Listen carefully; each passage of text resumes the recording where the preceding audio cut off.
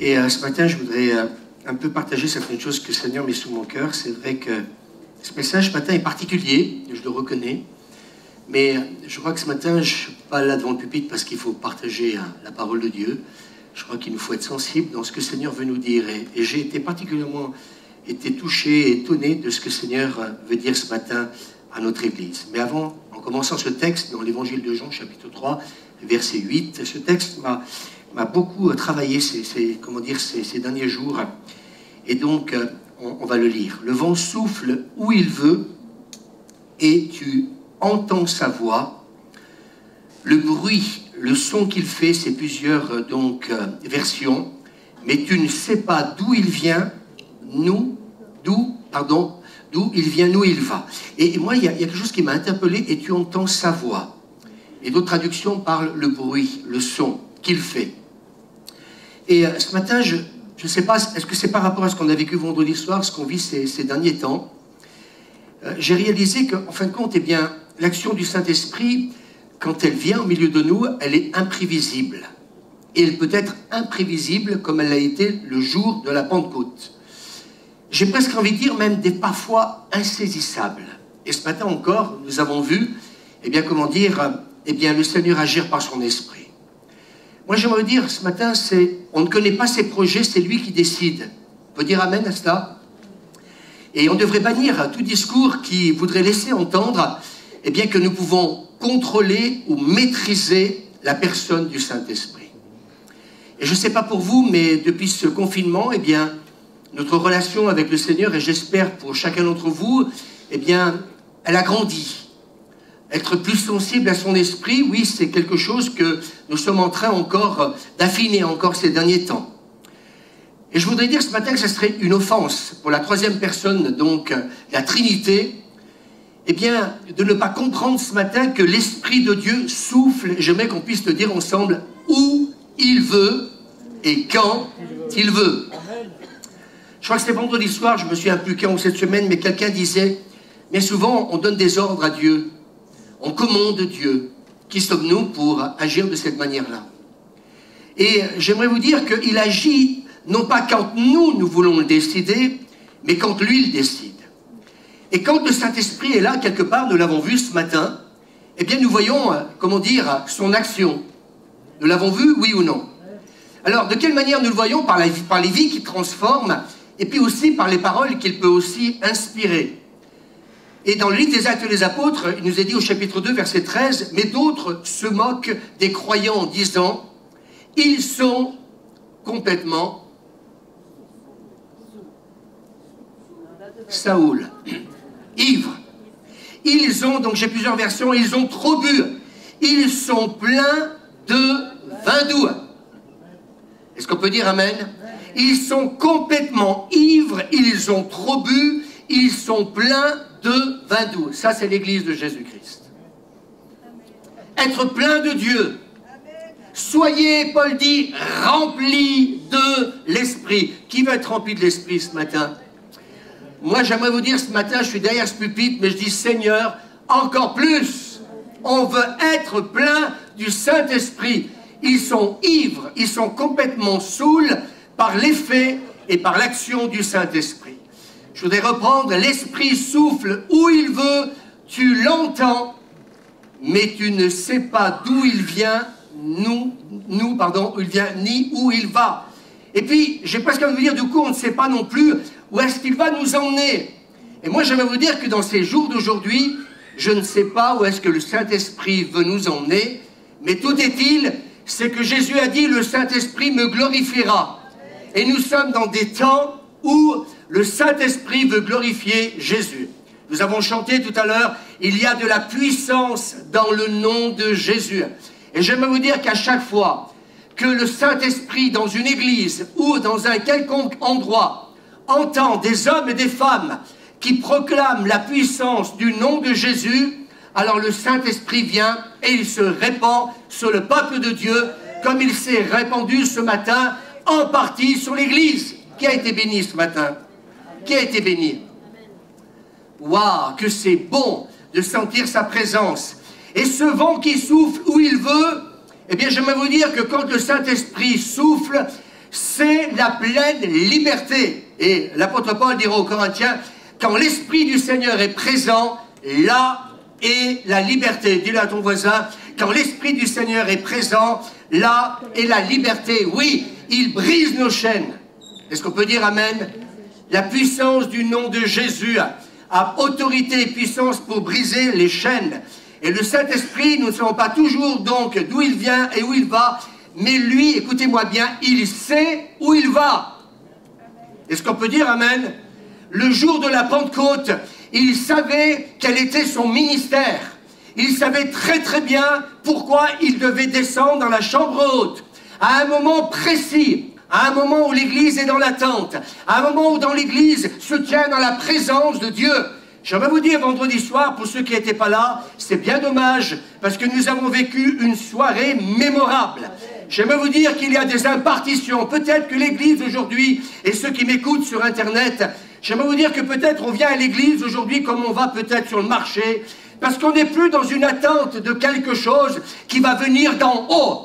Et vendredi soir, quelque chose est venu d'en haut. Il y a eu des temps de proclamation. Il y a eu des temps où plusieurs ont proclamé des versets bibliques. Et j'aimerais vous dire que ça nous a fortifiés. Ça nous a bénis. Moi, j'étais heureux avec Suzanne d'être là vendredi soir et de dire, je laisserai ma place à personne parce que nous avions rendez-vous. Je vais vous dire que Patrick disait, ça fait 6 mois qu'on n'a pas eu de réunion de prière. Peut-être qu'un peu, ça peut faire réfléchir certains qui n'étaient pas là. J'allais dire, c'est peut-être bien qu'on se pose un peu des questions quand même. On n'a que des cultes le dimanche matin, hormis nous peut-être les responsables, où nous avons peut-être plusieurs réunions. Mais c'était intéressant de vivre ce qu'on a vécu vendredi soir. Il y a quelque chose de nouveau qui est en train de se passer. Est-ce qu'on peut dire amen? Le Saint-Esprit, lui, sait toujours où il va et quand il doit venir dans un lieu. Est-ce qu'on peut dire amen? Et il viendra toujours à un moment précis quand Jésus lui demandera de venir pour une circonstance particulière. Et pour la Pentecôte, le Saint-Esprit ne vient pas par hasard dans le ciel. Ça a été décidé. Ça fait maintenant 10 jours qu'ils sont ensemble. Ça fait 10 jours qu'ils persévèrent ensemble. Mais ils vont voir le fruit, amen, de ce qu'ils sont en train de demander au Seigneur. Ils ne savent pas le contenu. Ils ne savent pas de quelle manière l'Esprit de Dieu va venir. Mais d'une manière insaisissable, d'une manière extraordinaire. Il nous est dit qu'il y a eu un bruit, il y a eu un vent, il y a eu des langues de feu qui sont venues sur eux. Et oui, l'Église a commencé, comment dire, eh bien sa destinée, eh bien dans l'alcool du ciel. Est-ce qu'on peut dire amen? Et tout ça n'était pas prévu. Les religieux sont tombés à la renverse. Mais qu'est-ce qui se passe? Il nous est dit que les gens sont accourus de partout. Je voudrais vous dire à ceux qui doutent, eh bien peut-être depuis 30 ans, 40 ans, tu entends parler du réveil et tu te dis nous le voyons se manifester partout, sauf en France. J'aimerais vous dire qu'il y a un jour où Dieu décide de bénir l'Église, où il décide de bénir, comment dire, la France. Il y a un jour où Dieu dit, c'est un jour de destinée maintenant pour toi, c'est un jour de la faveur de Dieu pour toi. C'est un jour où c'est le moment, comme on l'a fait vendredi soir, où on a déclaré, je crois qu'il y a plus d'une vingtaine de personnes qui sont venues au micro, remplies du Saint-Esprit, et qui ont déclaré la parole de Dieu. Est-ce qu'on peut dire amen? Et ça a été un moment glorieux, un moment, je veux vous dire, qu'on ne peut même pas expliquer. Et je voudrais dire ce matin, quand le Saint-Esprit descend, quand c'est Jésus qui l'envoie, quand Dieu dans le ciel dit, les portes sont ouvertes, et maintenant j'envoie ma grâce et ma faveur. Alors j'aimerais vous dire une chose, il va se passer, dites avec moi, des choses imprévisibles et inattendues. Est-ce que vous avez envie de venir à l'église et être ensemble? Moi ce matin, quand je suis arrivé avec Suzanne, je dis Seigneur qu'il se passe des choses inattendues. Des choses imprévisibles. Oui, on a prévu un groupe de louanges. Oui, on a prévu des prières. Oui, on a prévu ça. Mais j'aimerais vous dire ce matin, peut-être qu'il faut aussi prévoir que l'Esprit de Dieu se manifeste et qu'à un moment donné, eh bien, j'aimerais vous dire qu'à la Pentecôte, il n'y a plus de prière, il n'y a plus rien. Ils sont pleins et vous savez ce qu'ils font? Ils parlent en langue. Ils sont en train de glorifier Jésus, amen, en chantant en langue. Il n'y a pas de groupe de louanges. Il n'y a pas de groupe de louanges. Parce que ça aurait voulu dire qu'il aurait fallu pendant 10 jours, 24 heures sur 24, des groupes de louanges. Il n'y a pas de groupe de louanges. L'Esprit de Dieu, quand il se manifeste, il peut se passer d'un prédicateur comme moi, il peut se passer d'un groupe de louanges, il peut se passer de prieurs. J'aimerais vous dire, mais une chose était sûre, c'est que sans tout ça, ils étaient pleins. Et nous, avec tout ça, on n'est pas toujours plein. Il faut être humble. Moi, j'aimerais vous dire qu'il faut qu'on arrête cet orgueil spirituel. Parce que nous faisons tellement parfois de choses, et en faisant tout ça, il n'y a rien, mais le Saint-Esprit à lui-même se suffit. Amen. Et quand le réveil vient, il peut se passer de tout ça. Il n'y a pas besoin de leur expliquer. Eh bien, voilà, nous on est là, il faut enseigner, il faut expliquer ce que c'est que le parler en langue. J'aimerais vous dire une chose, ils ont perdu leur langage eux-mêmes. Ils ne savaient pas ce que c'était. Ils étaient en train de découvrir quelque chose qu'ils n'avaient jamais expérimenté, comme nous aussi, quand nous avons été baptisés du Saint-Esprit. Je me souviens, au départ, ça a été ça. On ne comprenait rien. Mais une chose était sûre, c'est qu'on était plein de Dieu. Est-ce qu'on peut dire Amen? Alors moi, je veux vous dire ce matin que par ce message, ce que je sens dans l'esprit, c'est que le Seigneur me dit ces derniers temps, c'est pour ça que je prêche, c'est le temps d'activer les choses. Amen. Et pour que nous puissions activer les choses au risque de déranger les internautes et vous tous, peut-être pour ceux qui n'étaient pas là le vendredi soir, il faut être ensemble. Amen. Oh, ce matin, ils nous culpabilisent de pasteur. Je ne suis pas là pour culpabiliser, je suis là pour enseigner. Je suis là pour vous dire, ils étaient ensemble, ils étaient, comment dire, pour rechercher la présence de Dieu, pardon, et être dans une attente de quelque chose qu'ils n'avaient pas pensé et imaginé. Est-ce qu'on peut dire Amen? Amen. Est-ce qu'on peut dire Amen? Est-ce que tu es prêt à être réveillé pendant la nuit? Est-ce que tu es prêt à te lever et puis te dire, oula, c'est 4 heures du matin, ben, tu te lèves quand même, et puis tu restes et tu passes un moment dans la présence de Dieu. Est-ce qu'on peut dire Amen? Amen. Et je crois que vraiment le Seigneur veut vraiment nous toucher. Ils sont là, ils sont dans cette recherche de Dieu, mais je sens dans l'esprit, et moi je crois que vendredi soir, nous avons activé quelque chose dans les lieux célestes. Encore des portes, les portes qui commencent à s'ouvrir, elles se sont encore davantage ouvertes. Est-ce qu'on peut dire Amen? Je crois que vraiment, oui, le ciel, eh bien, de voix en est en train de s'ouvrir. Est-ce qu'on peut dire Amen? Amen. Vous savez, on vit dans la peur du Covid, mais c'est enregistré, mais c'est pas grave, mais j'aimerais vous dire que notre région, par la grâce de Dieu voironnaise, nous ne sommes pas... Oui, dites-le. Vous savez pourquoi? Parce qu'il y a une église qui est là, qui veut activer la bénédiction et la faveur. Si ce matin, tu n'es pas dérangé ce que je dis ton pasteur, peut-être qu'à des moments, peut-être se dire, il y a des priorités à mettre. Parce que quand c'est le temps de Dieu, eh bien, j'aimerais vous dire que l'église doit être là. S'ils n'avaient pas été là, je vous pose la question, les 120, s'ils n'avaient pas été les 120 dans la chambre haute, ils seraient passés à côté de quelque chose. Et à chaque fois que l'église se rassemble, si tu n'es pas là, tu vas passer à côté de quelque chose. Parce que ce que Dieu veut, c'est t'emmener plus loin. Ce que Dieu veut actuellement, c'est nous convaincre qu'il est en train de préparer pour l'église, eh bien, quelque chose d'extraordinaire. Alors ce matin, je te demande ta grâce parce que ce que je vais enseigner, c'est du costaud. Moi, je veux dire, c'est quelque chose qui va nous surprendre. Moi-même encore, j'ai dit, Seigneur, mais qu'est-ce que tu veux nous dire? Alors, j'aimerais vous dire ce matin, je disais dernièrement, le premier élément pour passer à un niveau supérieur est de passer à l'action. Et je crois que l'Église, actuellement, malgré ce qui se passe, il nous faut passer à l'action. C'est pas le moment de s'endormir. Vous savez, tous les spécialistes disent en ce moment, on ne sait pas combien ça va durer, ce Covid-19, etc. Qu'est-ce que vous voulez que je vous dise? Vous voulez qu'on attende l'année prochaine? On peut attendre l'année prochaine, si vous voulez. On reste tous à la maison, et puis on attend que ça se passe. C'est maintenant que l'Église doit prier. C'est maintenant que l'Église doit intercéder. C'est le moment, comme vendredi soir, que l'Église doit proclamer la parole. Alléluia. Moi, j'aimerais vous dire une chose, on est reparti excité avec Suzanne, parce que la parole vient de, la foi vient de ce que l'on entend. Notre foi a été renouvelée, elle a été ravivée, non pas que par le pasteur, mais par une vingtaine de personnes qui étaient là et qui ont déclaré avec force, avec puissance, dites-le avec moi, les promesses de Dieu. Amen. Ils ont proclamé cette parole extraordinaire, la Bible. Amen. Ce ne sont pas les promesses d'un pasteur, de certaines personnes, ce sont les promesses de Dieu. Alléluia, Amen. Et moi je voudrais dire ce matin dans nos vies, écoutez bien parce que je crois qu'il y a quelques paroles prophétiques ce matin dans ce message, il va y avoir des carrefours de destinée. Et je m'explique, je crois que nous sommes certains, peut-être même, peut-être plus qu'on peut le penser, imaginer, écoutez bien, Écoutez bien la voix de Dieu. Le Seigneur me disait cette semaine, il va y avoir des carrefours de destinée. C'est-à-dire que nous allons arriver peut-être les uns les autres à un carrefour et il ne va pas falloir se planter. Et si vous n'êtes pas, comment dire, unis, si nous ne sommes pas ensemble, comme le jour de la Pentecôte, peut-être que, excusez-moi, mais on aurait pu dire, oh les 12, du fait qu'ils travaillent que le dimanche, ils ont le temps de se réunir, comment dire, et prier pendant 10 jours. Je voudrais dire qu'ils étaient 120. Ils n'étaient pas tous apôtres. Je vous pose la question ce matin, est-ce qu'ils n'avaient pas des activités, eux aussi? C'est-à-dire qu'il y a des moments, il va falloir laisser tomber certaines choses. C'est Marthe et Marie, et Seigneur, depuis un mois, me dit, Marthe et Marie, Marthe, tu t'agites pour beaucoup de choses. Je voudrais vous dire ce matin, il va falloir faire des choix. Il va falloir prendre des décisions. Qu'est-ce qui est une priorité ou qu'est-ce qui est secondaire?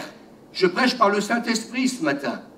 Je sais très très bien, et Suzanne le sait, que des messages comme ça ne sont pas faits pour des églises endormies. Mais ces messages-là, elles sont là pour nous amener plus loin ensemble et comprendre, mes amis, que nous sommes à un carrefour de destinée les uns et les autres et que le Seigneur ne veut pas qu'on se plante en prenant, comment dire, une direction qu'il est en train de donner à l'Église, la Cité Lumière. On peut dire Amen? Alors, je voudrais vous parler ce matin de Élisée. Et je ne vais pas parler que d'eux, simplement pour peut-être essayer d'aller plus loin.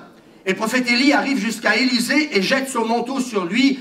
Et Élisée va recevoir donc le manteau de l'onction, mais aussi l'appel. Et je voudrais vous dire ce matin, attention, les moments de destinée, ils peuvent arriver au moment où on s'y attend le moins. Élisée est en train, mes amis, de labourer. Il ne peut pas imaginer, je ne parle pas Saint-Esprit, je crois que ce matin, ce message est extrêmement important. Le Seigneur m'a dit à l'Église, le message est extrêmement important. Vous allez voir ce qui va suivre. J'aimerais que vous puissiez écouter. Si vous êtes dérangé, j'aimerais vous dire, bénissez le Seigneur. Parce que quand le Saint-Esprit me dérange, alors c'est peut-être là où je dis Amen, ou alors dans ce cas-là, je m'endurcis et je dis, laissons-le parler, et puis à midi, on ira manger notre poulet. J'aimerais vous dire une chose ce matin, nous sommes arrivés à un croisement de destinée, et je voudrais vous dire ce matin, moi je le sens dans mon esprit, il y a des directions que nous allons prendre. Dernièrement, nous avons une réunion conseil de sages, nous avons abordé beaucoup de choses ensemble, peut-être beaucoup de choses, mais je sais que les choses sont en train de s'aligner. Nous l'avons vu encore hier matin. Il y a des portes qui sont en train de s'ouvrir. Cette réunion a été conduite par le Saint-Esprit. Et si le Seigneur nous a donné toute cette direction, c'est afin qu'on s'y prépare. Yes. Amen. Et dès la semaine prochaine, on va parler de l'église pastorale parce que les choses bougent. Mais il faut, mes amis, que l'église se mette en action. Parce qu'il n'y a pas que le Covid-19 qu'il faut craindre aujourd'hui, c'est cette crise économique qui arrive. Est-ce que vous m'entendez? Et elle va faire du mal. Yes. Elle va faire du mal. Elle va taper là où peut-être personne ne s'y attend. Et j'aimerais vous dire une chose, moi cette semaine j'ai discuté avec un médecin, j'en ai parlé vendredi soir. Écoutez, le médecin qui travaille au SAMU à Grenoble, il est beaucoup moins alarmiste que ce que l'on peut entendre. J'en dirai pas plus. Mais par contre, ce qui est en train d'arriver, je voudrais vous dire une chose, il va falloir que l'Église se prépare. Yes. Mais il va falloir aussi des conditions à cette préparation, on va le voir ce matin. Donc attention, les moments de destinée peuvent arriver soudainement. Soudainement, il est en train de labourer. À un moment, tu laisses ta charrue. Il y a des moments pour venir à des rassemblements comme vendredi soir. Il faut laisser le matériel de côté. Parfois, comme disait Patrick Martinet dimanche passé, j'espère, j'ai pas le sentiment que ça vous a interpellé le message, parce que le message de Patrick était clair dimanche passé. Hein. À un moment donné, c'est Dieu en premier, à des moments aussi. Ah, mais ça me dérange. Ben, mets ta famille en deuxième, c'est pas un souci, c'est ce que dit la Bible. Mais il y a des moments, il faut mettre les priorités là où elles sont. Comme j'ai dit tout à l'heure, les 120, vous savez que sur 500, il n'y en a que 120 qui sont rentrés dans le baptême du Saint-Esprit. Les 380, ils n'étaient pas là. Ils n'étaient pas là, vous savez pourquoi? Parce qu'ils étaient tous occupés. Mais les 120 avaient compris que c'était le moment d'être dans la présence de Dieu. Est-ce qu'on peut dire Amen? Il y a un carrefour de destinée. Je voudrais te dire une chose ce matin. Écoutez bien, c'est pas le moment de vous endormir. C'est où tu vas rentrer dans ta destinée et prendre la bonne direction. Vous savez, dans un carrefour, quand il y a plusieurs chemins, on ne sait pas des fois quand on est perdu, je vais à gauche, je vais tout droit, je vais à droite, je vais à gauche. Alors bien sûr, on a un GPS aujourd'hui. Moi, mon GPS, c'est le Saint-Esprit. Amen. Mais pour qu'il soit mon GPS, pardonne-moi de te dire ça, Saint-Esprit, il faut que j'apprenne à connaître sa voix. Il faut que je sois dans l'obéissance. Il faut que j'écoute les commandements de Jésus quand il dit « Il faut vous enfermer et vous allez être visités. » Amen. Alors, j'aimerais vous dire une chose. Eh bien oui, attention, les moments destinés peuvent arriver soudainement. Beaucoup d'églises ne sont pas passées à un niveau supérieur. Vous savez pourquoi? Parce que cela va nous impliquer, et je le dis, et je pense que Jeff sera d'accord avec moi à ce qu'on a partagé hier matin par rapport à ces portes qui s'ouvrent qu'on va partager avec l'équipe pastorale. Cela implique des changements et quitter un certain confort et accepter d'être déstabilisé. Amen. Amen. Je vais redire ce que je suis en train de dire. Je ne suis pas en train de vous apporter un petit message parce qu'il faut une prédication. Car cela implique des changements et quitter un certain confort et accepter d'être déstabilisé. Est-ce qu'on peut dire Amen? Vous savez, c'est peut-être facile de dire ça quand ça arrive sur Philomène. Quand ça arrive sur les autres, c'est pas un souci. C'est pas un souci quand un Élie est envoyé de la part de Dieu et qui va vers un Élisée. Tant que c'est les autres. Mais j'aimerais te dire ce matin, si c'est demain le Seigneur, il envoie quelqu'un pour te dire, oh maintenant, tu laisses ta charrue. Et tu vas me suivre, et tu vas me suivre. Parce que c'est un temps de destinée, parce que c'est un temps, nous sommes arrivés dans un temps extrêmement important. Je sens ce matin, Suzanne me regarde, et quand elle me regarde comme ça, je sais qu'elle sait que je suis sous l'onction. Je sens que ce matin, ce message est extrêmement important. J'y ai passé des heures dans la présence de Dieu, j'y ai passé des heures à travailler, comment dire, la parole de Dieu. Et je voudrais vous dire ce matin, eh bien, des fois, ça va faire drôle. C'est comme Abraham. Abraham, il est tranquille. Et puis, dans Genèse 12, l'Éternel dit à Abraham, va-t'en de ton pays. Waouh! J'étais tranquille. Je vivais ma vie. Et puis, le Seigneur va dire, de ta patrie et de la maison de ton père dans le pays que je te montrerai, je ferai de toi une grande nation et je te bénirai. Vous savez, on voudrait être béni. Écoutez-moi bien ce matin. Je vais vous déranger, mais ce n'est pas grave. Parce que je pense que vous m'aimerez toujours à la fin du message. Mais j'aimerais te dire une chose, qu'il y a des moments pour être béni, il faut savoir quitter un lieu pour aller là où Dieu va t'envoyer. Écoutez-moi bien ce que je dis par le Saint-Esprit. Et si tu n'obéis pas, j'aimerais te dire que tu vas passer à côté de ta destinée, mais tu vas priver, comment dire, une nation de la bénédiction de Dieu. Il ne s'agit pas simplement de dire, je réponds à l'appel. Il y en a combien de gens qui, mes amis, oh, je voudrais être pasteur, je voudrais être ceci, je voudrais être cela, qui viennent vivre avec moi pendant un mois, et puis on en reparlera après. Et je dis ça très sérieusement. Ils veulent tout ça, mais mes amis ne se rendent pas compte qu'il y a des moments où Dieu va te demander de tout quitter. Moi, je me souviens, je travaillais encore à l'époque, et puis avec Suzanne, on vivait notre vie de chrétien, responsable dans l'église. On avait, comment dire, on était là, et puis un beau jour, eh bien, un pasteur comme Robert Adix, comme un Élie est arrivé, et dit, oh, le petit Élisée, là, je ne comprends pas pour Élisée, mais je reviens pour que vous compreniez le message, c'est toi qui vas me succéder à la chapelle de la grâce. Appelez-moi docteur, excusez-moi, moi je veux bien être leader, je veux bien, comment dire, nettoyer les WC, c'est tout ce qu'on faisait, la garderie, tout le reste. Je dis, mais là, prendre une église, rentrer dans cet appel-là, eh bien, j'aimerais vous dire une chose, que quand ça vous arrive soudainement, eh bien, vous faites comme Élisée. Tu permets, Élie, je vais aller voir mon père et ma mère et ma famille, et puis je vais aller leur dire que c'est le moment de te quitter. J'ai eu un mois pour nous préparer avec Suzanne, je dirais, à ce changement de saison. Mais tu vas quitter ton confort, tu vas quitter quelque chose pour rentrer dans ta destinée. Et là, j'aimerais vous dire une chose, que ce n'est pas aussi facile que ça. À ceux qui croient que c'est facile, ah, je reçois une parole prophétique, ça y est, j'ai reçu une parole prophétique et tout va être facile. C'est pas vrai. Je ferai de toi une grande nation et je te bénirai et je rendrai ton nom grand et tu seras une source de bénédiction. Le but de quitter quelque chose, c'est pas pour être béni, moi, mais c'est pour devenir un instrument de bénédiction. Amen. Tu quittes quelque chose pour entrer dans quelque chose de plus grand, c'est-à-dire Dieu te fait rentrer dans ta destinée pour être, dites avec moi, une source. Alléluia. Une source de bénédiction. Ils partirent pour aller, et elles l'ont fait ce matin, ben voilà, pour aller dans le pays de Canaan. Arrêtons, internautes, s'il vous plaît, de voir l'Église dans un état misérable. Elle est misérable pour ceux qui la regardent avec des yeux misérables. Mais quand tu vois avec les yeux de l'esprit, tu ne vois plus la même chose. Tu vois le pays où coule le lait et le miel. Et Dieu, pardon, te demande un sacrifice, parce que ça reste un sacrifice de servir Dieu. Vendredi soir, peut-être que c'était un sacrifice pour certains de venir ici, parce que c'est un choix sur la famille, sur les activités, sur tout le reste. Mais j'aimerais te dire une chose, que quand tu fais le bon choix, alors Dieu te bénit, tu deviens une source de bénédiction pour les autres. Et puis mes amis, tu commences comme vendredi soir, parce que ce que nous avons reçu vendredi soir nous a donné encore plus de joie et de rester les yeux fixés sur la grappe de raisin. Amen. Et la grappe de raisin, tu ne peux pas la voir si tu n'es pas dans l'obéissance. Si tu n'es pas là où Dieu veut que tu sois, vous m'entendez? Parce que les espions, les 10, qu'est-ce qu'ils ont fait? Ils n'ont plus regardé la grappe de raisin. Ils ont regardé, souvenez-vous, les villes fortifiées. Ils ont commencé à regarder les géants. Ils ont commencé à regarder à eux-mêmes. Et Dieu te dit ce matin, ne regarde surtout pas à toi-même, parce que Dieu va utiliser les faibles du monde pour confondre les fortes. Amen. Il n'a pas besoin de gens forts, des gens qui se la pètent, des gens qui croient qu'ils sont les meilleurs que les autres. Il a besoin de gens humbles, de gens, mes amis, qui savent qu'une chose, c'est que sans lui, nous ne pouvons rien faire. Est-ce qu'on peut dire Amen?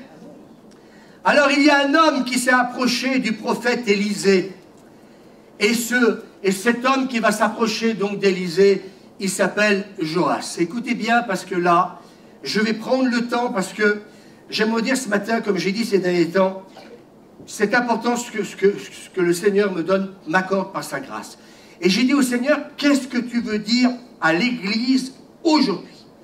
Et là, j'aimerais vous dire une chose, que j'ai été un peu surpris, mais agréablement surpris. Je voudrais dire ce matin, dis à ton voisin, Dieu est bon.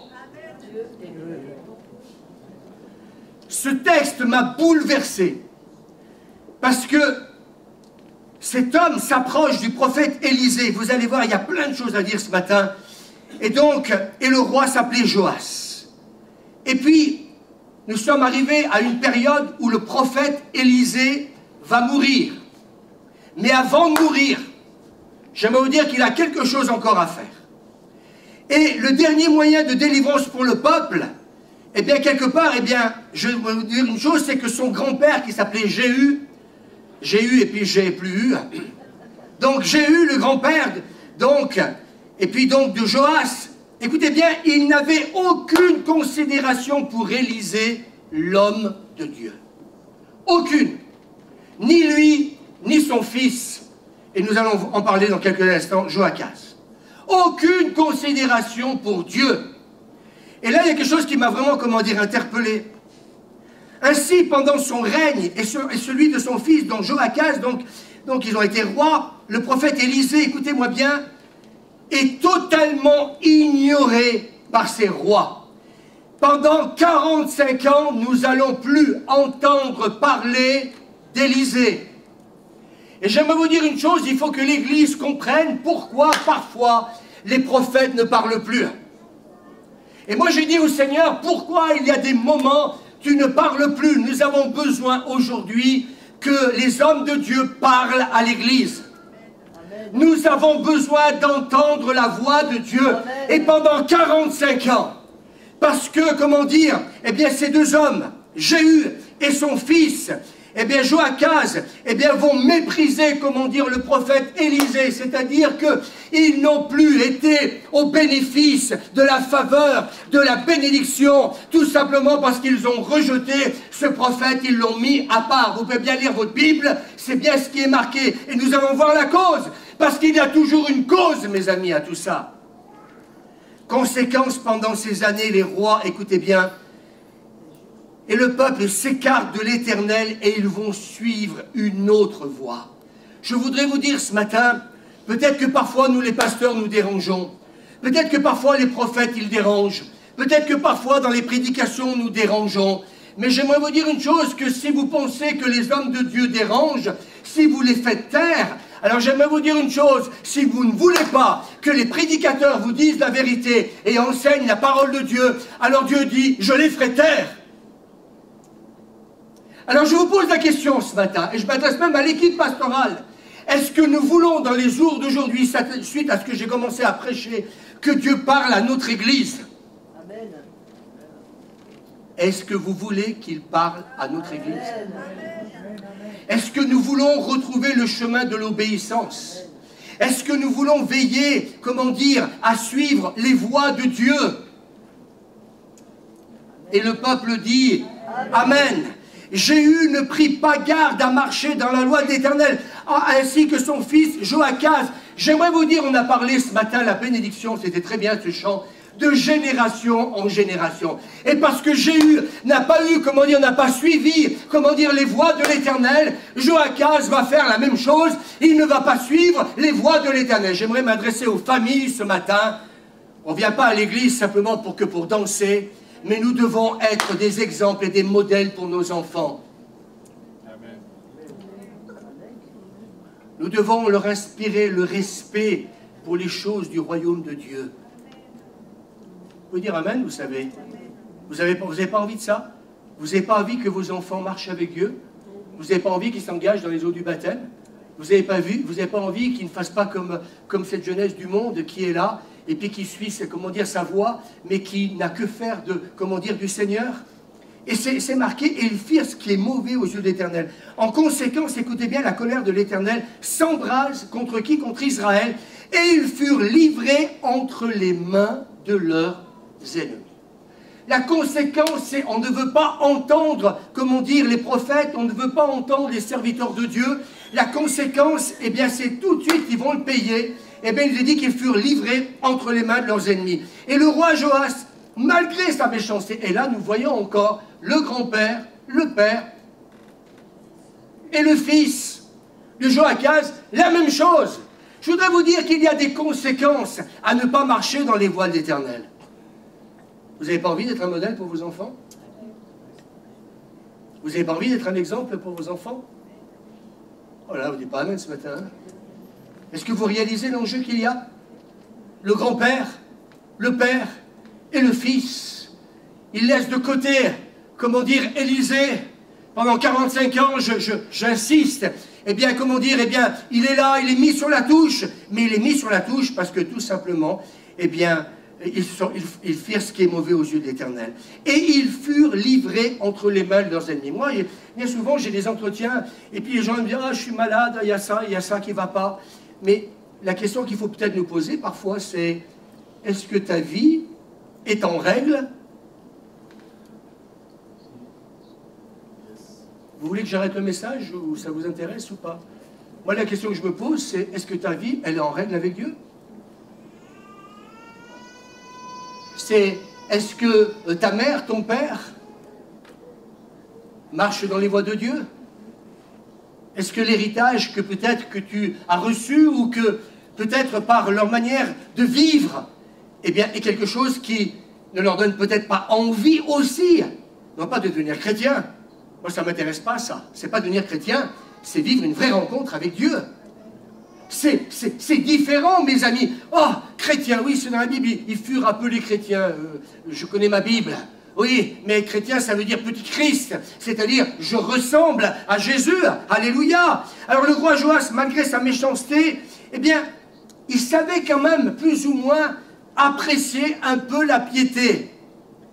Et c'est pour ça que l'apôtre Paul dira dans une épître, ils auront l'apparence de la piété, mais ils vont renier ce qui en fait, comment dire, la force. Et il sentait que la présence d'Élisée dans le pays était une puissance bien réelle. Est-ce qu'on peut dire amen ça? Et là, c'est ce qu'il va réaliser, Joas. Il sentait que la présence d'Élisée dans le pays était une puissance bien réelle. C'est comme si à un moment donné, il se rend compte que Élisée n'est pas n'importe qui. Il est prophète, il est l'homme de Dieu. Alors je vous avoue franchement ce matin, j'ai dit au Seigneur, où est-ce que tu veux emmener la cité de lumière? Eh bien je vais être très clair et avec beaucoup d'humilité. Je vais simplement vous dire, eh bien écoutez, obéissez à vos conducteurs. C'est ce que nous dit le livre des Hébreux. C'est commençons déjà par respecter, comment dire, eh bien ceux que Dieu appelle pour faire rentrer l'Église dans sa destinée. Est-ce qu'on peut dire Amen? Et là, eh bien, Joas, un peu de piété, il n'est pas forcément très bon, bien au contraire, mais malgré tout, il a comme une sorte comment dire, de reconnaissance par rapport, à Élisée. Et je crois qu'aujourd'hui, comme la présence de l'Église aujourd'hui, eh bien, il faut peut-être que quelque part on revienne aux choses importantes. Qu'allait devenir Israël sans Élisée? Qu'est-ce que peut devenir une église quand il manque l'autorité? Qu'est-ce que peut devenir l'église quand il manque une voix prophétique? Qu'est-ce que peut devenir une église si, faute de vision, eh bien, nous réalisons que le peuple va périr? Alors qu'est-ce que fait Joas? Il se rend compte que, eh bien oui, ils se sont fait plumer comme moi, ils se rendent compte qu'ils ne sont plus dans la bénédiction, ils se rendent compte que, mes amis, ils vivent quelque chose d'extrêmement difficile.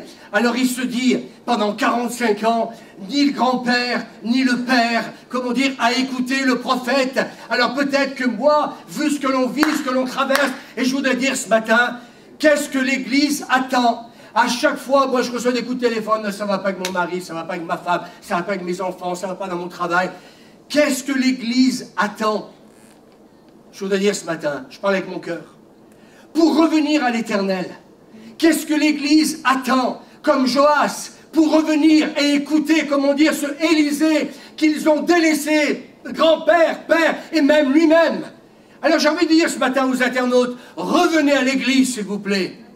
Est-ce qu'on peut dire Amen?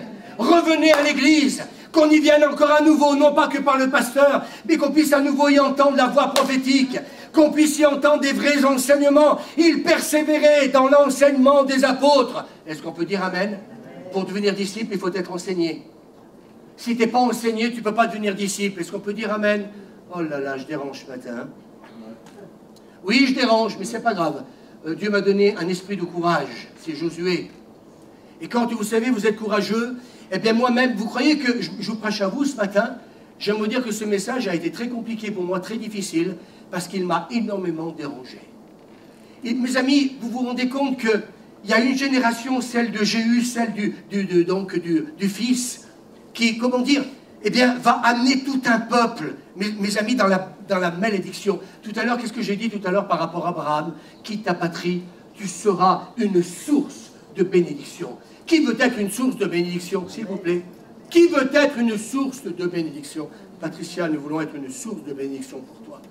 Et merci Caroline, merci Daniel, d'être devenu une source de bénédiction pour Patricia. Est-ce qu'on peut dire Amen? Qu'allait devenir Israël sans Élisée, sans la voix prophétique? Et vous savez ce qui va se passer? Je bénis Dieu parce que quand la grâce de Dieu vient dans une église, et je voudrais vous parler de ça ce matin, on n'est pas meilleur que les autres. Notre église n'est pas meilleure qu'une autre église. Mais vous savez ce que c'est que la grâce de Dieu? Et là, le texte biblique nous dit que le roi Joas, il pleure sur le visage d'Élisée et s'écrie. Et là, on voit quelque part qu'il y a quelque chose qui est en train de se passer. Il est au bénéfice de l'homme de Dieu. Et quand vous êtes au bénéfice d'un homme et d'une femme de Dieu, vous ne pouvez plus être le ou la même. Est-ce qu'on peut dire Amen?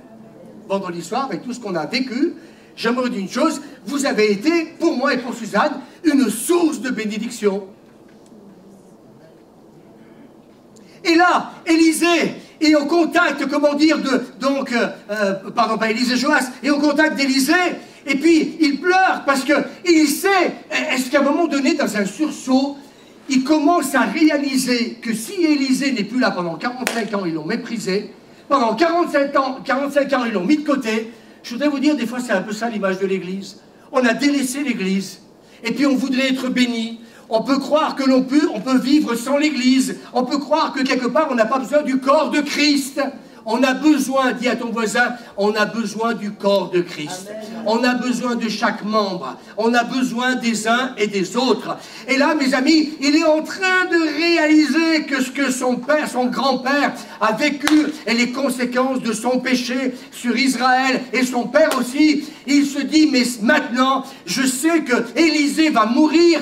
Mais s'il s'en va, écoutez-moi bien, s'il s'en va, si la présence de Dieu s'en va, si la personne du Saint-Esprit ne vient pas dans l'église comme le jour de la Pentecôte, j'aimerais vous dire une chose, on sera une église morte, une église où le péché va régner comme jamais. J'en entends, vous savez, tous les jours.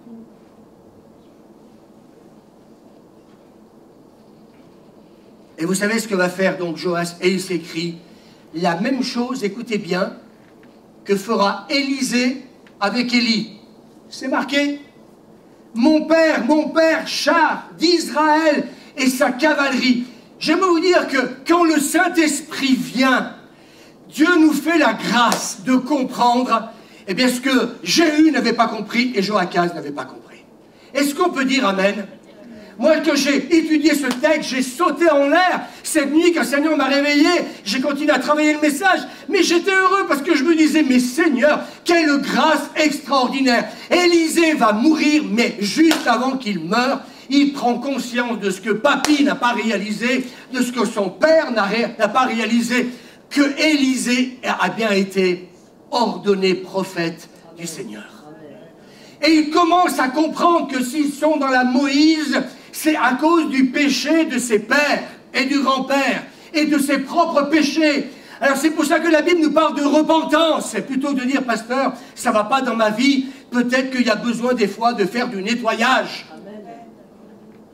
Il y a peut-être besoin de se dire, est-ce que j'ai vraiment pardonné? Est-ce que je suis vraiment capable d'aimer? Est-ce que je suis vraiment capable de supporter? Est-ce que vraiment, Seigneur mon Dieu, eh bien, je ne suis pas tombé dans les œuvres de la chair? C'est des questions qu'il faut se poser. Et vous savez de quelle manière on peut s'en sortir? Il faut toujours aller voir un pasteur. Il faut toujours aller voir un leader. Il faut toujours aller voir un homme de Dieu, une femme de Dieu. Non? C'est ce que fait Joas. Hein? C'est ce que fait Joas. C'est pour ça que je dis que ce message, j'ai trouvé ça très particulier. Je dis, mais qu'est-ce que tu veux dire, Seigneur? Eh bien, je veux rétablir les fondements anciens. Je voudrais que mon Église retrouve, eh bien, ce que l'Église primitive connaissait. Il y avait la crainte de Dieu dans l'Église. Il y avait un respect pour les apôtres. Ils savaient que, mes amis, quand les apôtres se réunissaient, c'est pour ça d'ailleurs qu'ils vont même, je parle par Saint-Esprit, ils vont nommer des diacres. Vous savez pourquoi? Non pas parce qu'ils se la pètent, non pas parce qu'ils sont plus spirituels que les diacres et les autres, mais ils vont nommer des diacres parce que, mes amis, leur ministère, c'est l'enseignement et c'est la prière. Vous savez pourquoi? Parce que quand vous aurez un Joas qui va venir vous voir dans votre bureau, quand vous allez peut-être rencontrer un maire, peut-être que vous allez rencontrer une autorité ou rencontrer quelqu'un dans la rue, j'aimerais vous dire une chose, mes amis, on a besoin d'être plein de Dieu.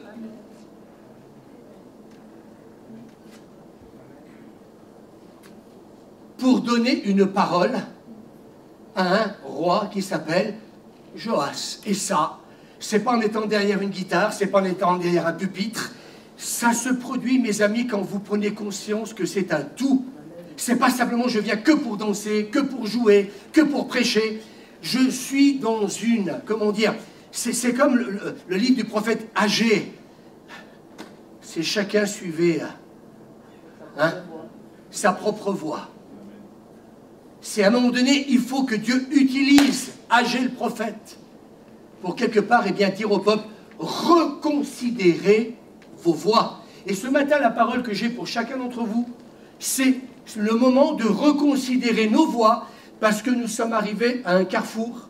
J'aimerais vous dire que Dieu est en train de venir au milieu de nous, que vous le voyez ou pas. J'aimerais vous dire que ce qu'on vit ces derniers temps, le Saint-Esprit était là tout à l'heure, il était là, comment dire, tout à l'heure. La présence du Saint-Esprit est en train de revenir, mais j'aimerais vous dire, ça va être bien plus que vous pouvez le penser et l'imaginer. Mais je voudrais vous dire une chose, c'est peut-être le moment de revenir au Élysée. Ton père a péché, il t'a déçu. Ta mère a péché, ils ont déçu. Eh bien, retourne à l'homme de Dieu. Ils n'ont pas été un modèle pour toi. Reviens vers l'homme de Dieu. Reviens à l'Église. Et écoutez ce que Dieu a mis à part. Amen. Écoutez ceux qui sont remplis du Saint-Esprit. Je parle au pluriel, là. Et je voudrais ce matin qu'on réalise ça. Mon père, char d'Israël et sa cavalerie. On ne dit pas mon père, quand on n'a pas une relation proche avec quelqu'un, oui ou non? Élisée l'a fait avec Élie. Joas le fait avec Élisée. Alors bien sûr que Joas aussi, tiens, c'est quand même extraordinaire parce que s'il dit mon père, c'est qu'il commence à exprimer de la douleur de le perdre. il se rend compte qu'une chose, vous savez quoi? Moi, ça m'a fait du bien. Il est en train de se rendre compte que le prophète de la grâce va mourir. Et nous, en tant que leaders et en tant que pasteurs, en responsabilité en Église, nous devons être des serviteurs et des servantes de la grâce de Dieu. J'aimerais vous dire que si Élisée n'avait pas fait une vraie rencontre avec Dieu, c'est très bon ce que je veux dire, c'est pas dans mes notes. C'est pendant 45 ans, oh, vous m'avez laissé sur la touche. Pendant 45 ans, vous n'avez pas voulu m'écouter. Pendant 45 ans, j'ai pas pu exercer un ministère, comment dire, pour vous mettre en garde, justement, qu'à cause peut-être du péché, peut-être que le peuple, comment dire, allait être entraîné dans l'idolâtrie, parce que c'est un problème d'idolâtrie. Vous n'avez pas voulu m'écouter, il aurait pu dire à Élisée, mais j'aimerais vous dire qu'en tant que leader, on a besoin de préserver nos cœurs. On a besoin de vivre la grâce. On a besoin de pardonner. On a besoin, mes amis, de supporter. On a besoin d'être patient. Parce que Élisée aurait pu faire, excusez-moi de le dire comme ça, un caca nerveux et dire à Joas, maintenant, eh bien, va voir ailleurs si j'y suis. Ni ton grand-père m'a écouté, ni ton père m'a écouté, ni toi. Tu m'as pas toujours écouté. Et puis maintenant, 45 ans après, tu viens me trouver parce que tu réalises, c'est très bon ce que je vais dire, vous savez, quand on a une église, on en est des fois tellement gavé, pourquoi y venir? Mais il suffirait qu'un jour, comme on l'a vécu avec le Covid-19, on commence à fermer les églises. J'aimerais vous dire une chose, nous, par la grâce de Dieu, on était là tous les dimanches parce qu'il fallait enregistrer. Mais j'espère que vous avez pleuré.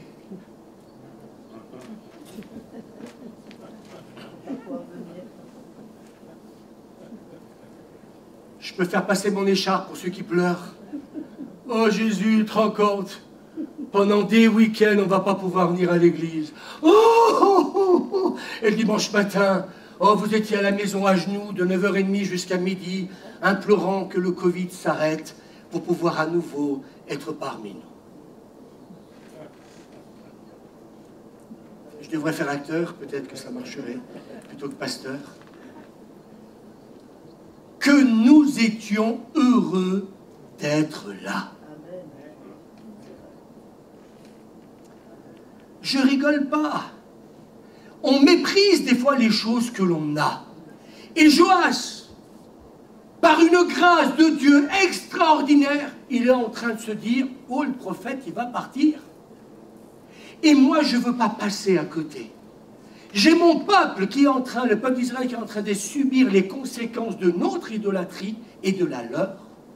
Dieu n'est plus au milieu de nous, mais la grâce de Dieu, je voudrais vous dire ce matin, je le sens dans l'esprit, la grâce de Dieu, c'est de nous ouvrir les yeux, dire, mais ouvrez les yeux, mon peuple. Si Dieu ne se manifeste pas, si Dieu ne parle plus à son peuple, il va y avoir les conséquences qu'a vécu Jéhu, qu'a vécu Joachaz et qu'a vécu Joas. Et j'aimerais vous dire une chose, les conséquences, c'est le péché. Je ne sais pas beaucoup même des leaders qui disent amen. Mais vous dites amen un peu, ça pourrait me rassurer. C'est ça les conséquences. Mais il réalise sa folie. Il réalise que, mes amis, le prophète va partir. Et quelque part, eh bien, il va lui témoigner, comment dire, à Élisée. Eh bien, peut-être, il n'est jamais trop tard, vous savez, pour réaliser certaines choses. Il vaut mieux se remettre en question à la fin que pas du tout. Et là, il va réaliser la valeur du prophète Élisée. Parce qu'il va réaliser qu'il est le seul agent de bénédiction entre Dieu et Israël. Le peuple est opprimé. Alors le cœur de Joas se déchire. C'est peut-être un sentiment superficiel, comme disent certains exégètes. Mais malgré tout, il va se passer quelque chose que moi j'appelle aujourd'hui la grâce. Amen. Écoutez-moi bien. Nous sommes dans un temps où l'Église, à l'heure d'aujourd'hui, maintenant, écoutez bien, c'est aujourd'hui, on est combien? On est le 4 octobre. C'est un message pour aujourd'hui que le Seigneur me demande de donner à l'Église. Écoutez bien ce que je vais dire. Il y a l'idolâtrie.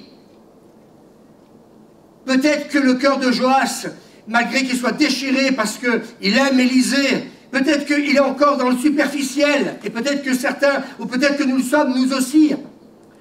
Mais j'aimerais vous dire une chose, que sa démarche, écoutez bien, va attirer la sympathie du cœur de Dieu.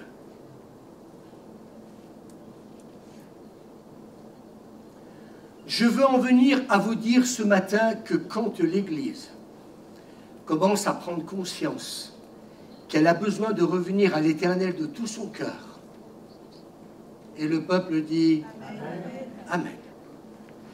Alors ce qui va faire fondre le cœur de Dieu, ce n'est pas le péché d'idolâtrie de 3 générations, c'est le fait que Joas est en train de revenir à l'Éternel. Et quand on revient à l'Église, et quand on revient en présence d'hommes et de femmes de Dieu, c'est ce qui va permettre au Saint-Esprit de nous convaincre.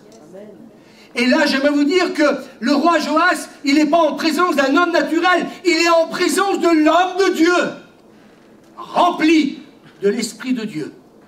Et quand nous sommes en contact d'hommes et de femmes remplis de l'Esprit, j'aimerais vous dire une chose, que ce sera une source de salut pour nous. Est-ce que quelqu'un peut dire Amen? Parce que ce quelqu'un aura toujours une parole pour nous ramener vers Dieu. Et je l'espère de tout mon cœur pour vous, que nous serons dans cette écoute, de pouvoir écouter cet homme ou cette femme de Dieu qui va nous ramener vers lui. Et là, le cœur de Dieu est touché. Et si vous relisez le texte, Dieu avait promis un sauveur à Israël, et c'est même noté que Joas sera ce sauveur. Est-ce qu'on peut dire Amen? Le grand-père a échoué, le fils aussi, mais la 3e génération, Joas, parce qu'elle revient vers le prophète, revenez à l'Éternel. C'est le message que j'ai reçu de la part du Seigneur. Même nous, même moi et Suzanne, revenons à l'Éternel. C'est le temps, revenons à l'Éternel. Tu peux mettre le texte de AG peut-être, hein, tu cherches-le, je ne l'ai pas noté donc je m'excuse, mais c'est vrai que les gens, hein, surtout à la fin, hein, il nous dit que l'Esprit de Dieu va comment dire, faire une œuvre magnifique. C'est dans le chapitre 2, si un responsable peut chercher et donner. Mais je voudrais simplement continuer. Dieu avait promis donc un sauveur Israël. Et s'il n'était pas descendu vers Élisée, écoutez bien, la délivrance et la victoire auraient été impossibles. Je voudrais vous dire une chose, si nous ne revenons pas à l'Éternel, certaines victoires, certaines bénédictions et certaines faveurs ne nous seront jamais, comme on dit, accordées. Vous savez ce que Dieu attend quand quelqu'un est dans le péché ou quelqu'un est dans l'idolâtrie? C'est qu'on revienne à l'Éternel. Dieu n'est pas un Dieu de condamnation. Est-ce qu'on peut dire Amen? Mais quand quelqu'un revient vers l'Éternel, sa grâce va se manifester. Est-ce qu'on peut dire Amen? Et c'est ce qui se passe. Et la délivrance aurait été empêchée, la victoire aurait été impossible. Mais, mes amis, si donc, eh bien, Joas, lui, a réalisé que si le grand-père avait négligé, eh bien, le prophète de son vivant, eh bien, lui, il commence à découvrir que le prophète va mourir et qu'il y a chez lui, de la part de l'Éternel, la puissance de la grâce pour le délivrer, lui et le peuple d'Israël. Est-ce qu'on peut dire Amen? Quand nous sommes entourés d'hommes et de femmes qui vivent dans la grâce et qui prêchent la grâce, j'aimerais vous dire qu'il n'y aura jamais de jugement de la part de Dieu quand nous reconnaissons que nous avons besoin de la grâce de Dieu. Est-ce qu'on peut dire Amen? Amen. Et là, Joas, il devient cet intercesseur. Il devient celui qui, mes amis, en revenant au Seigneur par le biais d'Élisée, va à nouveau permettre à la compassion et à la grâce de Dieu de revenir au milieu de son peuple. Est-ce qu'on peut dire Amen? Amen. Je ne sais pas ce message où est-ce que Dieu veut nous amener ce matin, mais je sens que le Seigneur veut nous dire peut-être que l'Église n'a pas toujours été l'Église comme le Seigneur l'aurait peut-être souhaité, mais c'est le temps aujourd'hui de revenir à l'Éternel. Vous avez trouvé, non? AG, chapitre 2. Voilà, si on peut aider, c'est facile pourtant. Voilà, je ne vais pas perdre du temps avec ça. Donc, et quand il a vu, comment dire, le prophète Joas pleurer, donc, il s'arrête de pleurer. Et puis, quelque part, ces lamentations, elles vont commencer, mes amis, par se transformer en déclaration. Je le redis, ces lamentations vont se transformer en déclaration. Élisée ne le rejette pas. Et nous n'avons pas à rejeter l'Église. Nous avons à aimer l'Église. Est-ce qu'on peut dire Amen? Alors, Dieu est avec nous. Et il commence à prendre conscience qu'au travers d'Élisée, et au travers de Joas, que Dieu va faire des merveilles. Et Élisée dit au roi, ouvre la fenêtre. Vous avez trouvé? Voilà la gloire de cette dernière maison. C'est pas ça, hein, c'est se repente, là, revenir à l'Éternel, etc. Il faut que je prenne ma Bible, c'est plus facile. Hein, mais après, il nous a dit que l'Esprit de Dieu, à nouveau, va se manifester, parce que tout simplement, voilà, on peut aider, peut-être, c'est bien, si plusieurs peuvent le faire. Élisée dit au roi, ouvre la fenêtre et tourne-toi vers l'Orient, prépare ton arc et des flèches, et déclare, écoutez bien, flèches de salut et flèches de délivrance. Et ce matin, j'ai cette parole prophétique pour l'Église.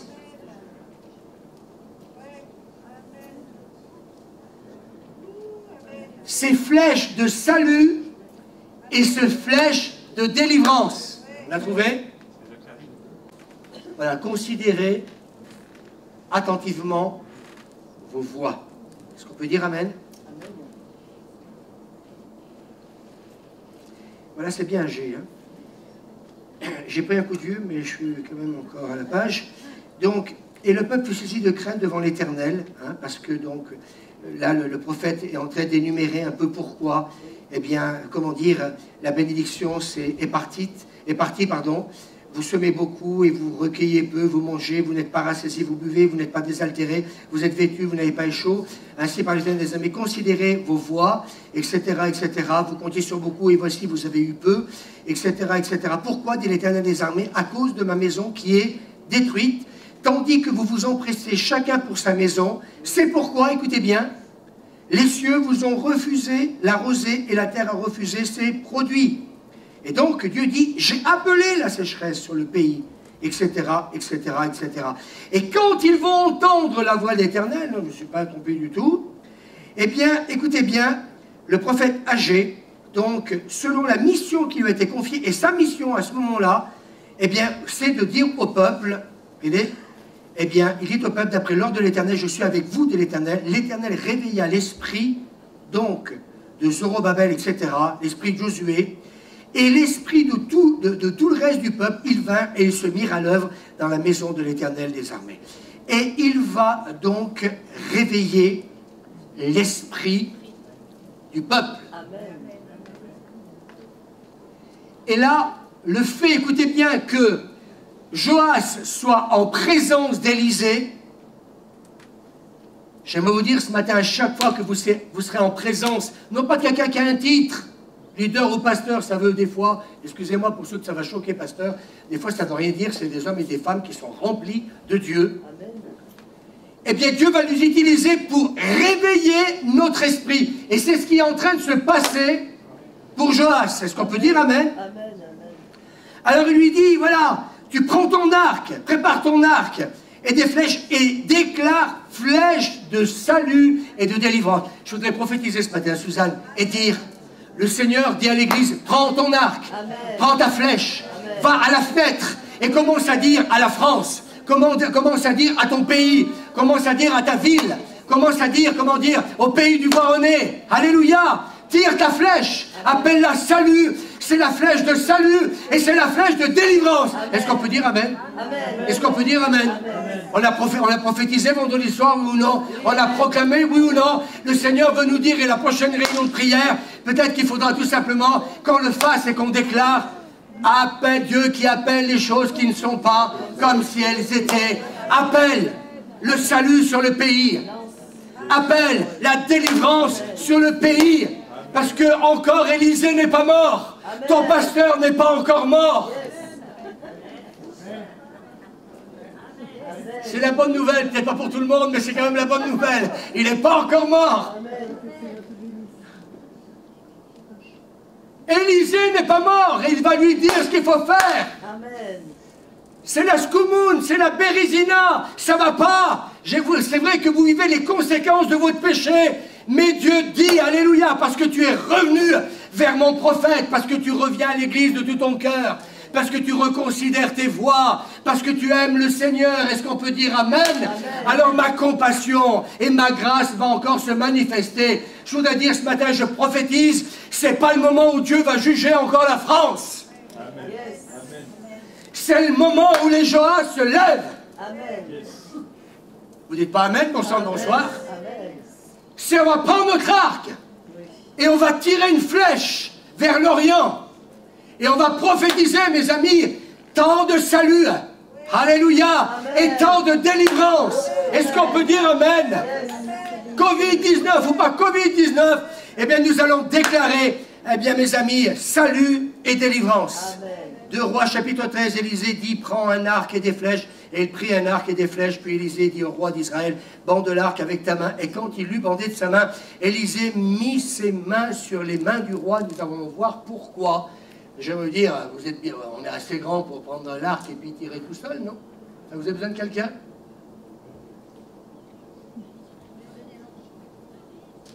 Oui, on a besoin de quelqu'un. On a besoin d'un Élisée, que vous le vouliez ou pas. Et c'est marqué, Élisée mit ses mains sur les mains du roi, et il dit, ouvre la fenêtre à l'Orient, il ouvrit. Élisée dit, tire, et il tira. Élisée dit, c'est une flèche donc de délivrance, il prophétise, et moi je prophétise ce matin, c'est une flèche de salut. C'est une flèche de délivrance de la part de l'Éternel, une flèche de délivrance contre les Syriens. On peut dire Amen.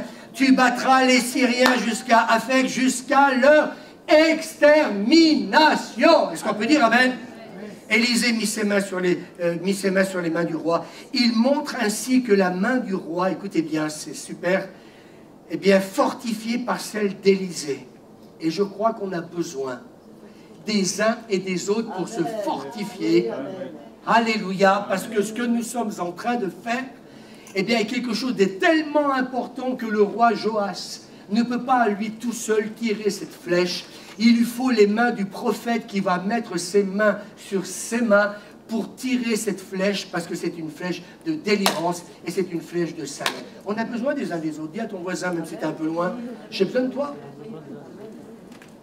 Parce que mes amis, pour que le salut vienne sur notre pays, pour que la délivrance vienne sur notre pays, ça ne se fera pas tout seul. Et peut-être, si je peux me permettre ce matin avec l'équipe pastorale, on aimerait mettre nos mains sur vos mains. On aimerait, mes amis, que cette flèche, on la tire ensemble. Et alors que tu es en train de tirer cette flèche, que peut-être qu'il y a ce combat avec la foi, avec l'incrédulité, tu as le prophète, tu as l'homme de Dieu, tu as le pasteur, tu as les leaders, tu as qui tu veux, et à côté de toi, il prend tes mains et il dit, hey, c'est pas le moment de baisser les bras. C'est le moment ensemble. Prendre cette flèche. Et puis on va la tirer ensemble. Parce qu'au bout, il y a un réveil. Parce qu'au bout, le pays est peut-être dans le péché. Prophète de malheur, taisez-vous un peu.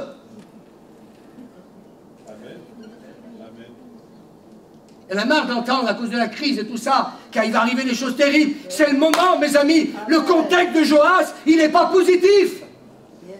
Mais Dieu dit, par la bouche du prophète Élisée, tu as bien fait de venir voir le prophète, parce que maintenant j'ai une parole pour toi. On va tirer une flèche ensemble, on va se fortifier ensemble, on va renouveler notre foi ensemble, et puis on va tirer cette flèche, et on va prophétiser salut et délivrance sur la France.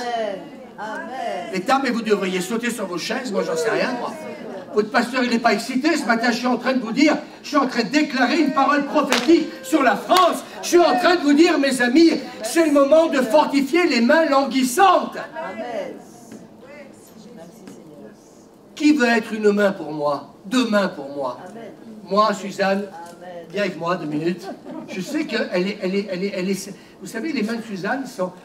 Non, mais elle est extraordinaire. Elle n'est pas simplement que femme de pasteur. C'est une femme de Dieu. Et cette flèche, moi, tu as une main, tiens, mets-les sur mes mains, parce que c'est voilà. Et puis ensemble, on est là.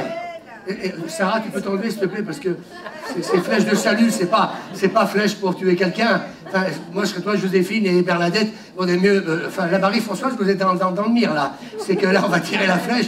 Donc, tenez-vous à carreau, là-bas. Hein. Enfin, il paraît qu'elles sont plus que blindées, c'est vite, là-bas. Elle risque rien, mais vous, ça va faire mal. Et on prophétise, Suzanne, ensemble. Salut! Là! Là! De l'Orient, ouvre la fenêtre et balance ta flèche et prophétise avec Élisée. Peut-être que ta foi, peut-être qu'elle a diminué, peut-être que, oui, le péché, eh bien, t'as peut-être amoindri, peut-être que tu as perdu un peu de l'onction, peut-être que tu as vécu, tu as perdu de la vitalité, mais le Élisée est là, et le Élisée fait pas son caca nerveux, il dit à Joas, mon fils, parce qu'il dit mon père, mon fils spirituel, viens maintenant, alléluia, et ensemble, et je dis ce matin, l'Église a besoin de pères. L'Église a besoin de mères. L'Église a besoin d'hommes et de femmes qui vont fortifier les mains languissantes. C'est un très bon message, hein, ça. Mais vous croyez que ça se prépare comme ça? On transpire dans la présence de Dieu. On crie à Dieu. Merci, Suzanne. Il n'a pas fait l'école biblique. Eh bien, écoutez, je vais vous dire ce matin, ça vaut peut-être toutes les écoles bibliques ce que vous entendez ce matin. Parce que derrière, il y a un message d'espérance. Parce que ce matin, je sais ce que je suis en train de prêcher. J'ai dit il y a 15 jours, c'est un jour nouveau qui arrive. Alléluia. Et je crois que c'est le moment de fortifier toutes celles et ceux que Dieu nous a donnés. C'est le moment de leur dire, levons-nous ensemble. C'est le moment de dire, allez, ton travail, tu l'as pas bien. Allez, on va continuer. On va tirer cette flèche. Il y a un combat spirituel. Le diable ne veut pas la bénédiction. Mais, j'aimerais te dire, je suis avec toi. Je suis là pour prophétiser. On a besoin, je le dis par le Saint-Esprit, de ne pas retrouver des pasteurs et des leaders, écoutez, excusez-moi, qui dorment. On a besoin de gens remplis du Saint-Esprit. Il est au bord, il est à la fin de sa vie. Je me souviens de Jean-Claude Chablos, il était à la fin de sa vie, mais il était toujours vert. Quand vous alliez le voir à l'hôpital, il avait toujours encore une parole de Dieu. Il avait toujours encore quelque chose, amen, qui faisait que sa bouche était ointe, remplie du Saint-Esprit, pour encore dire, Louis, ne lâche rien, vas-y, continue, alléluia, que ce soit avec moi ou sans moi, on va tirer la flèche, alléluia, parce que Élisée va partir, mais ce qui va rester, alléluia, c'est ce que, quelque part, le Élisée va impartir dans la vie de Joas, alléluia. Est-ce qu'on peut dire amen? Amen. Peut-être qu'on ne sera peut-être pas toujours là, mais que ce qu'on aura transmis, mes amis, va donner à des fils et à des filles de se lever et continuer le job. Alléluia. Et Dieu cherche des Joas aujourd'hui. Dieu cherche des Élisées. L'équipe pastorale, il va falloir qu'on remonte encore le niveau. On a encore besoin de prier les uns pour les autres. On n'est pas encore arrivé. Parce que cette génération va chercher des leaders, des vrais leaders. Qui, malgré qu'ils arrivent à leur fin de leur vie, ah, je suis fatigué, je suis arrivé à un certain âge, et le diable veut te dire, non, n'accepte pas ta vieillesse. N'accepte pas d'être sur la touche. Pendant 45 ans, on t'a ignoré, pendant 45 ans, on t'a mis de côté, mais quand c'est l'heure de Dieu, comme pour la Pentecôte, Dieu va chercher à nouveau le Élisée. Et le Élisée, mes amis, il est peut-être arrivé à la fin de sa vie, mais il est encore mûr. Il est encore rempli du Saint-Esprit. Il a encore une parole pour Joas. Et le Joas, mes amis, il va être touché parce qu'il est au bénéfice de l'homme de Dieu. Cherchez, écoutez-moi bien, non pas des gens avec des titres dans l'Église, mais cherchez des hommes et des femmes de Dieu remplis du Saint-Esprit et qui ont un message de la part de Dieu. C'est pas les titres qui vont changer ta vie. C'est quand un homme est plein et rempli de Dieu, mes amis, que tu vas pouvoir être au bénéfice d'une direction divine. Et là, Joas, il va être, comment dire, au bénéfice d'une direction divine.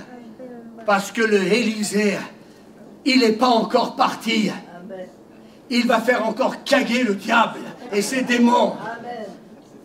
Et le Élisée va encore avoir une parole, alléluia, pour bénir Israël, pour dire c'est encore le temps de la grâce. Et ce matin, je suis là pour dire, c'est encore le temps de la grâce. T'es pas encore mort, Élisée. Alléluia. Élisée dit encore, prends les flèches, et il les prit. Élisée dit au roi d'Israël, frappe contre terre. Et il frappa 3 fois et s'arrêta. L'homme de Dieu s'irrita contre lui et dit, il fallait frapper 5 ou 6 fois. Alors tu aurais battu les Syriens jusqu'à leur extermination. Maintenant, tu les battras que 3 fois. Vous savez, j'ai terminé là, ne vous inquiétez pas. Je voudrais vous dire une dernière chose. On peut marcher à cloche-pied, on ne vous jugera pas. Et ce que j'aimerais vous dire ce matin, c'est que vous allez vous priver de la révélation et de la plénitude de la présence et de l'Esprit de Dieu dans vos vies. Et quand c'est comme ça, il y a des conséquences. Ceux qui disent peut-être que vendredi soir, je ne suis pas venu, oh c'est pas grave, hein. Le pasteur il a prié pour nous, ouais, c'est pas grave, oui c'est pas grave. À la seule différence c'est que si tu es dans sa présence, tu vas être fortifié. Amen.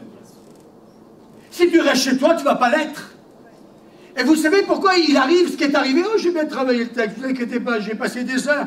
J'aimerais vous dire une chose, c'est que si Joas aurait été au bénéfice, écoute bien Suzanne, parce que je veux qu'on continue ensemble. Si Joas aurait été au bénéfice de la vie d'Élisée du début jusqu'à la fin, il aurait été au bénéfice de l'onction, il aurait été au bénéfice de la foi, il aurait été au bénéfice, mes amis, eh bien de tout ce que l'homme de Dieu avait reçu du Seigneur. Mais le fait de s'en être écarté, le fait de ne pas avoir été, comment dire, au contact de l'homme de Dieu, sa foi n'a pas été activée comme quand quelqu'un marche avec Dieu 24 heures sur 24. Et des fois, certains disent « Oh, mais j'ai pas la foi !» Reste chez toi. Et on verra si ta foi, elle va grandir à toi tout seul. Dieu a donné l'Église. Un membre ne peut pas dire à un autre membre « Je n'ai pas besoin de toi !» Le diable vous ment à croire que tout seul, vous allez vous fortifier. Ce texte est là pour nous montrer que s'il n'y a pas les mains d'Élisée, il ne peut pas, lui tout seul, balancer cette flèche.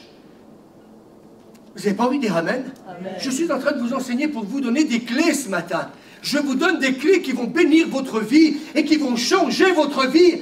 Vous croyez que ce matin je prêche dans l'onction comme je prêche sous l'onction parce que mes amis, je suis en train de faire une rencontre avec Dieu comme jamais je l'ai expérimenté en 43 ans de conversion. Je suis en train de vivre ce que je n'ai jamais vécu parce que c'est l'heure de Dieu, mes amis. Parce que je désire être cet Élisée qui va être une voix prophétique pour l'Église. Je désire être une voix, comment dire, un Élisée pour être une voix pour la nation. J'ai envie d'être être un Élisée pour, comment dire, la ville de Véron. On peut dire amen. Amen. Et si la foi de Joas avait été plus active, parce qu'il aurait été collé, comment dire, à Élisée. Est-ce qu'on peut dire amen? Qu'est-ce qu'a dit Élisée? Il a dit d'Élie, je ne te lâcherai pas. Je ne te lâcherai pas. Il avait compris ce que le Père Élisée avait. Il avait la plénitude de Dieu dans sa vie. Et je voudrais vous dire à certains, peut-être que certains sont secs, peut-être que certains manquent de la vie de Dieu, parce que tu es trop en dehors de tout ça. Je ne vais pas me faire des amis ce matin, mais je signe Louis Lombardo, pasteur de la Cité de Lumière. Parce que je sais ce que Dieu m'a donné et je sais ce que je suis en train de prêcher ce matin. Suzanne me dit hier, qu'est-ce que tu as reçu, Louis? Elle a essayé un peu comme... C'est Samson, mais elle n'est pas Dalida ni Dalila, donc... Et puis j'ai dit, non, je ne te dirai rien. Il y a des moments, vous savez, vous gardez pour vous ce que Dieu vous a donné. Parce que j'aime bien qu'elle découvre aussi. Et parce que sa foi n'est pas réellement active. Écoutez bien, quand on ne considère pas plus ses voies, quand on ne marche pas réellement avec Dieu, j'aimerais vous dire que s'il avait été réellement près, écoutez bien, de l'homme de Dieu, il n'aurait pas fait l'erreur qu'il a fait. Il n'y a pas un carquois, il n'y a pas un truc là qui peut servir de carquois, je ne sais pas un truc que je peux mettre. Voilà. Tiens, ça peut-être, voilà. On va dire que ça c'est un... Pascaline n'est pas là, donc j'en profite. Imaginons que c'est un carquois qui est derrière mon dos. Il nous a dit qu'il n'y avait pas qu'une flèche. Il était plein de carquois. Et moi, ce que j'aimerais vous dire, c'est qu'en fin de compte, qu'est-ce qu'il lui dit? Et ça marchait. Élisée dit au roi Israël, frappe contre terre. Et il frappa 3 fois et s'arrêta. Et l'homme de Dieu s'irrita contre lui. Et il dit, mais toi, vous voyez, quand notre esprit est embrumé, quand notre esprit n'est plus réveillé, il réveilla l'esprit du peuple, le livre du prophète Agé.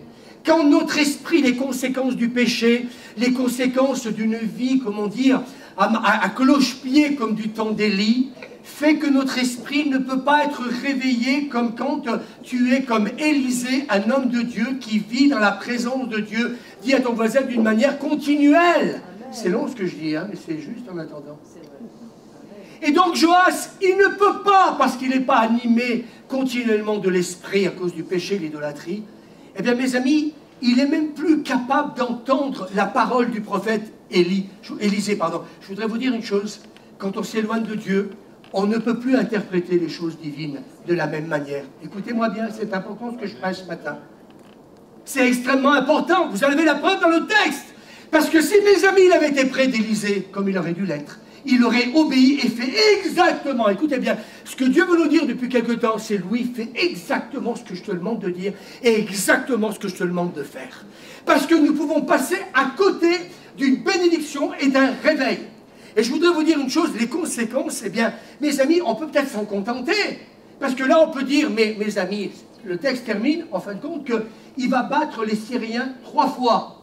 Oh, alléluia! J'ai eu ma petite guérison dimanche, j'ai eu ma petite bénédiction. Mais Dieu va te dire, tu es à passer à côté de quelque chose d'énorme. Si tu as entendu la voix de mon esprit, si tu avais eu confiance dans l'homme de Dieu, si tu aurais obéi à l'homme de Dieu, tu aurais pris ton carquois et tu l'aurais vidé. Vidé. Eh bien, tu aurais pris toutes les flèches qui sont dans le carquois et tu aurais frappé, non pas une fois, non pas 2 fois, non pas 3 fois, mais comme ça avait été prophétisé, vous vous souvenez du texte avant, jusqu'à extermination. Amen. Et quand, mes amis, notre vie est embrumée par le péché, parce qu'on n'a pas une vie entière avec Dieu, tu ne peux pas avoir la même révélation que de ceux qui sont en Dieu. Oh, c'est dur ce que je suis en train de dire, hein. C'est pas dur, c'est la réalité. Moi, j'aimerais vous dire une chose, des fois, j'ai été embrumé à cause du péché. Des fois, j'étais embrumé parce que Dieu n'avait pas la première place dans ma vie. Et quand je me suis rapproché des hommes et des femmes de Dieu, je me suis rendu compte que quand j'allais à des séminaires, et puis qu'on a eu, comment dire, des hommes de Dieu extraordinaires, qui venaient d'Argentine, etc., qui ont prié pour nous, hein, Claudio Frazon qui avait prié pour Suzanne et pour moi. Vous savez, quand vous êtes au contact d'hommes de Dieu, vous le savez, hein, quand l'onction, comment dire, est sur eux et qu'elle vient sur vous, vous le savez qu'ils sont pleins de Dieu. Et là, mes amis, eh bien, il n'a pas fait ce qu'il aurait dû faire. Et sa foi n'a plus été active, il n'a pas vidé son carquois, il disposait de la puissance pour une destruction complète de l'ennemi, mais il n'a pas su.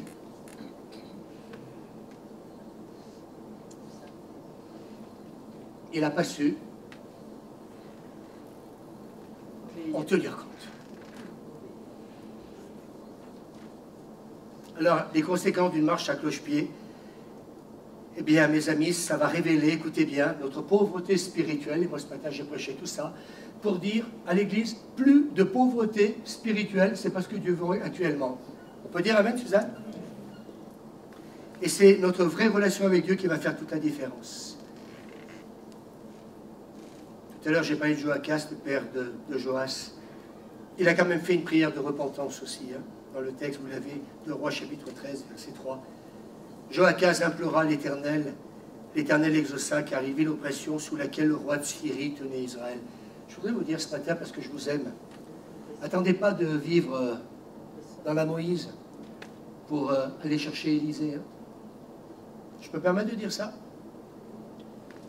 Vous savez, le diable, il fait de cadeau à personne. Si nous ne l'avons pas encore compris maintenant, on ne comprendra jamais. Hein. Mais là, vous savez, un Joachaz, il revient vers l'Éternel parce qu'il sait ce qu'ils sont en train d'endurer. Si vous relisez bien le texte, vous verrez que l'armée a été décimée. Hein. Je crois qu'il reste 50 cavaliers, il reste. Les chameaux, quasiment pas. Et il reste à peine 10 000 hommes de pied. Mais là, je dis ça par mémoire. Pardon, combien? 10 000. Les chevaux, je crois, une 50aine de cavaliers. Ça veut dire que l'armée israélienne a été complètement décimée par rapport aux conséquences du péché par le roi de Syrie. Vous savez, ne croyez pas que le diable fera des cadeaux. Mais justement, on a besoin de comprendre tout ce que j'ai prêché ce matin. On peut dire amen. Je termine, j'ai beaucoup de choses à dire par ce texte-là. Parce que je pense que c'est bien qu'on termine par cela. Joas, fils de Joachaz, reprit les villes enlevées à Joachaz, son père. Joas le battit 3 fois et il retrouva les villes d'Israël. On peut dire amen? Et il retrouva les villes d'Israël. Il n'a pas tout retrouvé, mais il a eu quelques victoires. Je pose la question ce matin à la Cité Lumière. Voulons-nous quelques victoires ou nous voulons la totale victoire? Ça va dépendre de tout ce que j'ai prêché ce matin. Moi, j'aimerais dire une chose. Et là, vous savez, moi, je suis tellement bien avec moi-même. J'attends pas ni les applaudissements, ni qu'on dise amen à ce que j'ai prêché. Moi, ma responsabilité, comme a dit un homme de Dieu un jour, c'est d'enseigner. Après, l'Église fait ce qu'elle veut. Mais je vous aurais averti. Et ce matin, moi, vous voulez que je vous dise, je peux aller manger tranquille avec ma femme et mes amis, ceux qui voudront d'ailleurs, parce que je sais que ma responsabilité, c'est fait de vous enseigner ces choses. Et je sais qu'une chose, c'est soit tu veux vivre sous la domination des Syriens et des ténèbres, ou alors tout simplement, tu n'as qu'une chose à faire, reconsidérer tes voies, c'est demander au Seigneur qu'il réveille ton esprit afin que tu comprennes tout ce que ton pasteur a prêché ce matin. Moi, si j'étais à ta place, je réécouterais le message. C'est ce que je vais faire déjà moi demain matin, parce que je sais très bien qu'il y a mes notes, puis il y a tout ce que Dieu me donne aussi par révélation. Et je n'ai pas envie d'avoir l'esprit à moitié réveillé. Je veux que mon esprit soit réveillé pour entendre la voix de Dieu et pour amener l'Église et notre pays de France dans le salut, la délivrance et la victoire. Amen. Magnifique. Salut. Au revoir. Non, salut. Le salut. La délivrance et la victoire. Mes amis internautes, si vous êtes encore en ligne, j'espère que vous avez été bénis. Si la pomme d'Adam a du mal à passer, eh bien mon médecin m'a dit que plutôt que de prendre du sirop, eh bien du thym avec du miel, c'est un antiseptique extraordinaire. Donc, amis internautes, si la goulotte a du mal à passer, eh bien écoutez, je vous invite à aller boire une bonne tisane à midi. D'ailleurs, ceux cet après-midi qui veulent nous rejoindre, il y aura une très bonne tisane d'ailleurs. Vous serez donc les bienvenus. Vous savez, moi je suis libre aujourd'hui. Je sais ce que Dieu me donne. Et je sais ce qu'il me reste à faire pour moi personnellement avec Suzanne dans ma vie. Je n'ai pas envie de mourir sans que des Joas reviennent vers nous. Et je prie le Seigneur que tous les Joas de la terre puissent revenir à l'Église pour qu'à nouveau leur esprit soit réveillé et qu'on puisse ensemble se fortifier, balancer les flèches à tout va, déclarer salut, délivrance.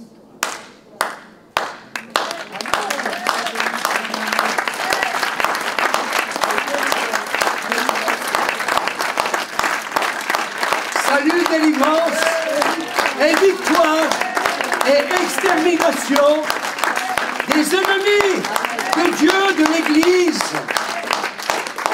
et de notre pays de France.